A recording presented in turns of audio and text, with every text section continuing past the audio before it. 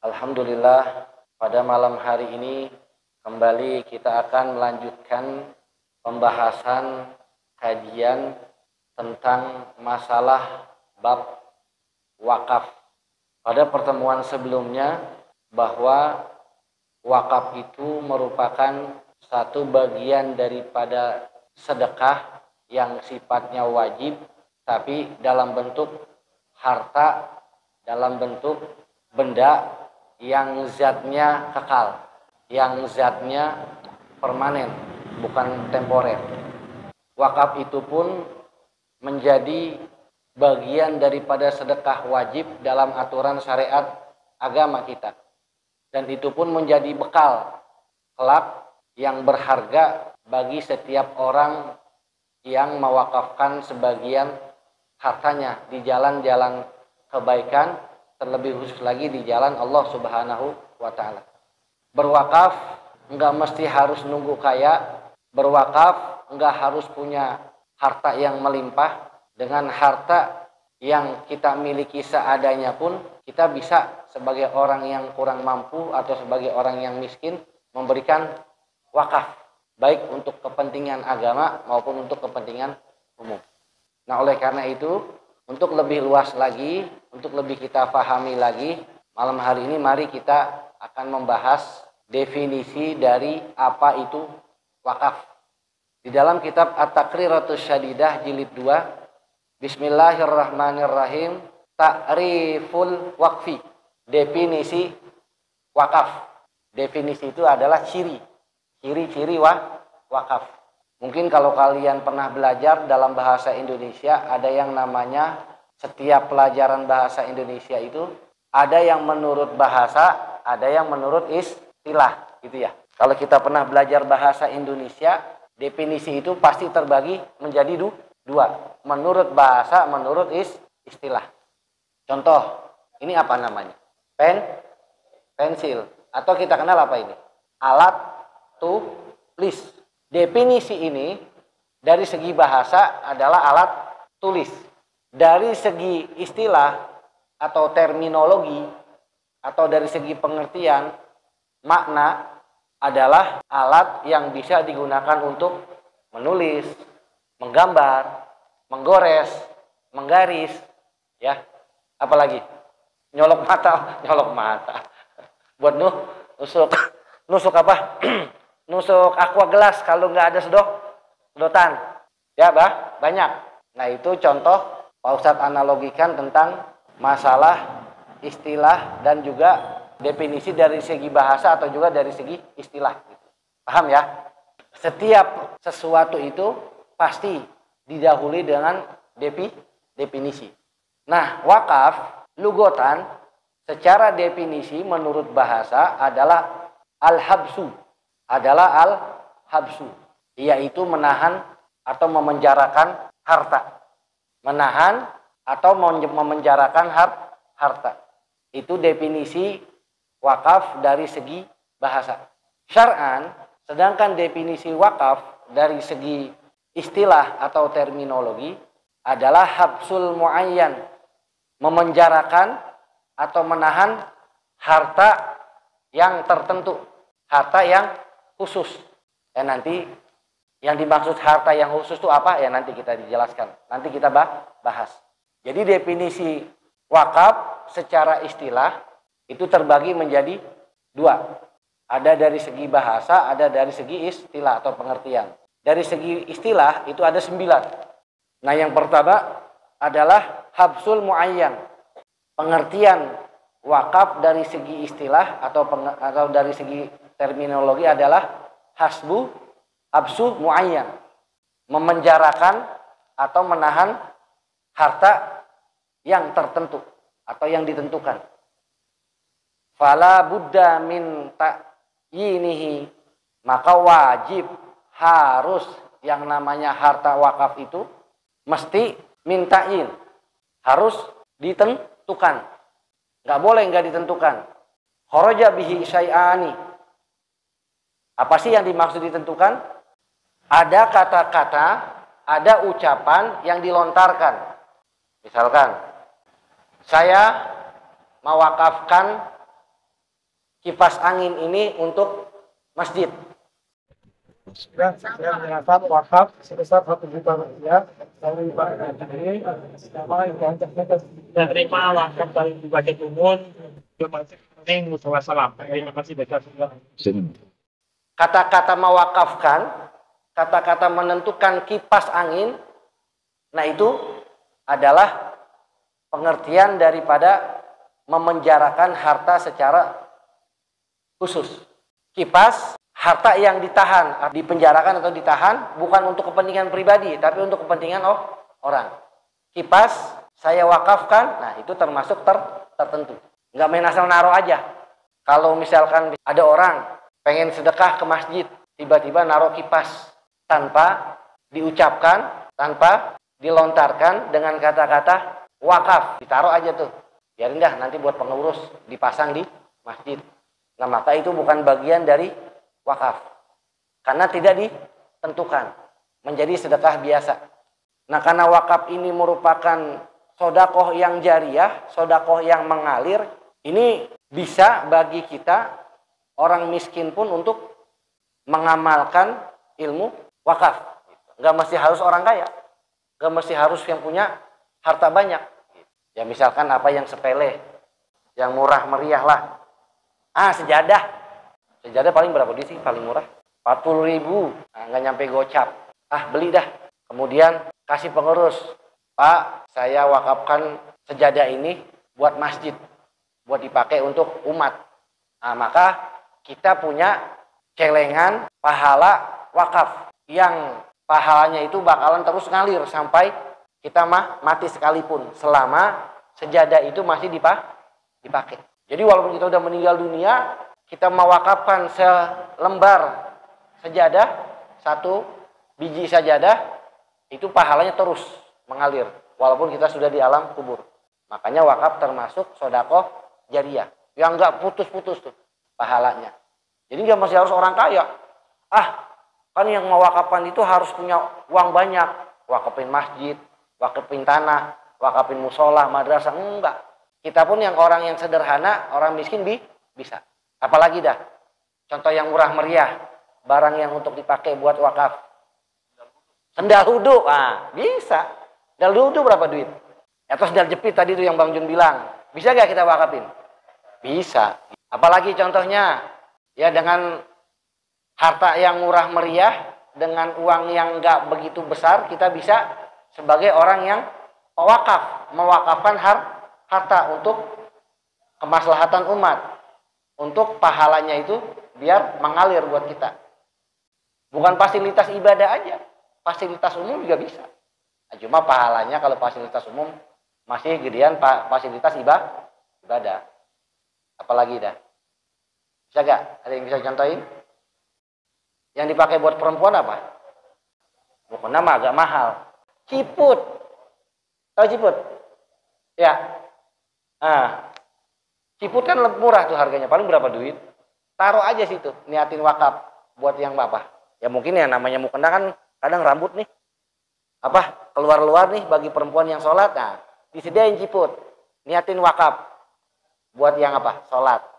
Jadi, kita sebagai orang yang mewakafkan harta untuk kepentingan kemaslahatan orang banyak.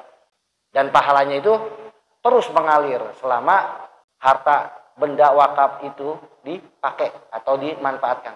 Apalagi contohnya gelas berapa duit paling? 1 lembar, 1 biji, satu cangkir berapa duit? Berapa? 5.000. Jadi, Bang, beli gelas 1 buat apa? Buat saya wakafin ke masjid. Jadi gak wakaf? Jadi.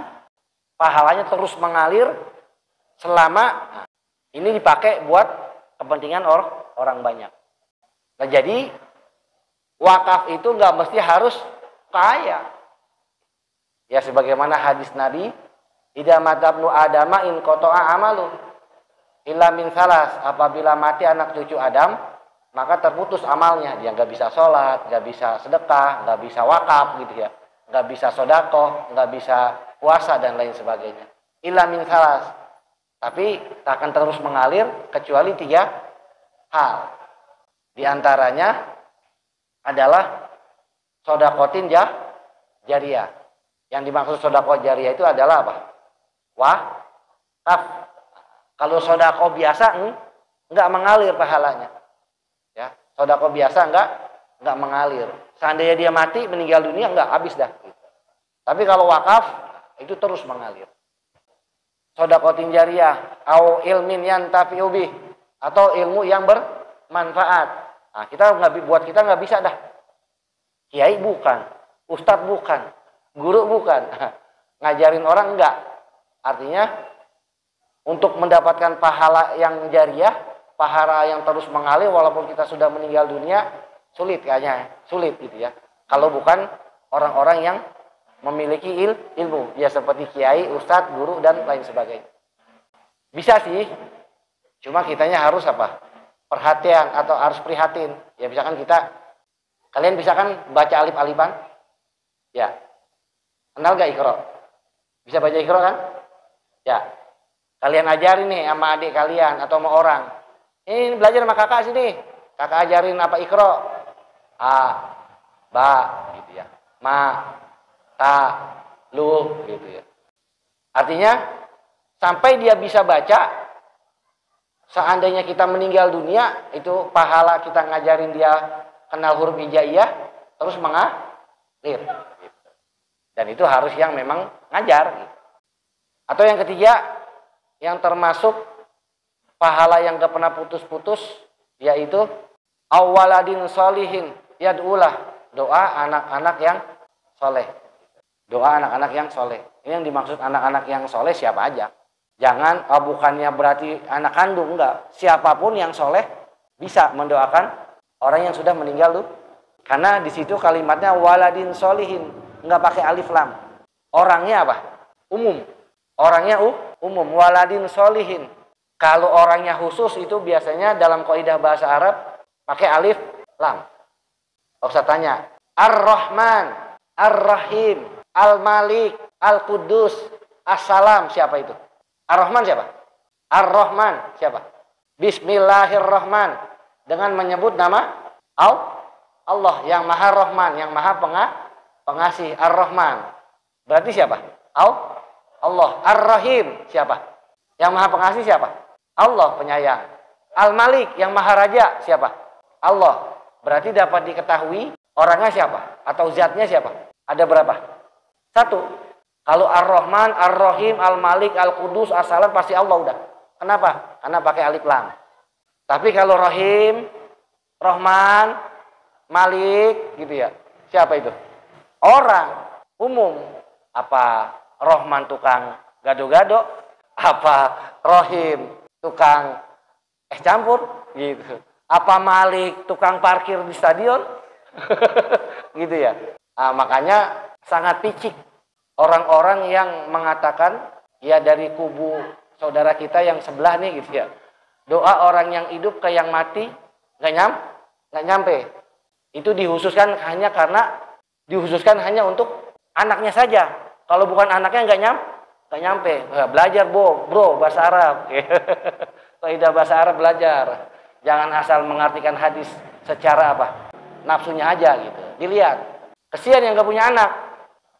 Kalau orang yang nggak punya anak, au waladin solihin yadullah, atau doa anak-anak yang soleh. Nah kalau orang yang nggak punya anak, mandul, atau dia nggak nikah, dia meninggal dunia, siapa yang ngedoain? Kan nggak punya anak, kesian. Kan nggak punya apa? Keturunan, kesian. Allah zat yang maha rahman, Allah zat yang maha pengasih. Makanya nggak tertentu doa orang yang hidup ke yang mati itu hanya khusus anak kandungnya saja. Yang penting anak yang soleh siapa aja. Ya bisa Pak Ustadz, bisa Bang Jun, bisa Mas Bayu, bisa kalian juga. Ngedoain orang-orang yang apa? Udah meninggal dunia. Au waladin solihin. Itu kan kalimatnya waladin solihin. Waladin solihin. Kalau laki itu udah mencakup semua. Jadi kalimatnya luar biasa Nabi nih gitu ya. Makna waladin solihin di sini bukannya anak soleh yang anak kandungnya, tapi siapa? Anak siapa aja umum gitu. Kenapa? Karena kalimat hadisnya nggak pakai alif lam. Kecuali kalau au al waladi as-solihi. Baru makna itu hadis, doa orang yang hidup ke yang mati itu khusus hanya anak kandungnya saja, kalimatnya pakai alif lam. Paham ya? Gitu. Coba dilihat dah hadisnya. Nggak ada tuh alif lam, waladin soleh. Itu kalimatnya kalimat, kalau dalam istilah bahasa Arab, kalimatnya bukan kalimat makrifat. Kalimat nakirah, umum kalimatnya. Nah, kalau misalkan kita untuk mendapatkan pahala yang ngalir, belum tentu. Ya, kita mati dapat pahala yang ngalir, belum tentu. Ya anak, kalau anak kita masih hidup, kalau anak kita udah mati, kalau orang-orang yang masih hidup ingat nama kita, ngedoain, lama-lama udah lupa. Makin kemari makin lupa ngedoain kita. Nah, makanya perlu bagi kita punya simpanan untuk mendapatkan pahala yang jariah terus-menerus walaupun kita sudah meninggal dunia, yaitu dengan cara sodakotin jariyatin, yaitu dengan mewakafkan harta kita. Dan wakaf nggak mesti harus apa? Sekali lagi nggak mesti harus kaya, nggak mesti harus orang yang apa? Punya jutaan uangnya gitu. Nggak mesti harus punya tanah yang lebar, enggak. Wakaf itu bisa dilakukan oleh orang-orang miskin, asalkan dengan catatan tahu cara dan aturannya. Ada lagi yang bisa nyontoin? Apalagi yang murah di masjid? Kan fasilitas umum lah. Fasilitas umum. Ada yang bisa nyontoin? Atau buku Yasin. Tapi dengan catatan diwakafin ya. Diniatin wakaf. Kan wakaf pakai niat. Ada ijab. Pengurus masjid. Pak, ini saya mewakafkan buku Yasin. Buat dipakai untuk di masjid. Ini untuk pahalanya untuk orang tua saya yang sudah meninggal dunia. Jadi, selama itu masih dibaca, selama itu dipakai, menjadi wakaf.